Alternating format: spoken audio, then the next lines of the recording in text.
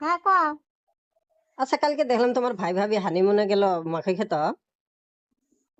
কখন দেখছ?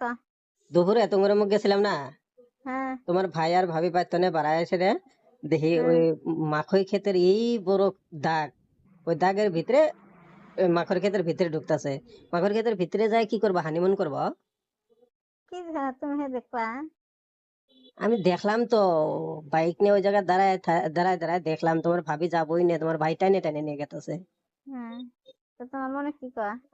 তোমার বাড়ির মধ্যে মেলনা মানুষ, না তুমি জানো না আগে তো মানুষ আছে না নাই? তোমার তো মানুষ নাই তাহলে মানে ওপরে হাউস হয়েছে আর কি, যে বড় মাখই ক্ষেতের ভিতরে হানিমুন করবো।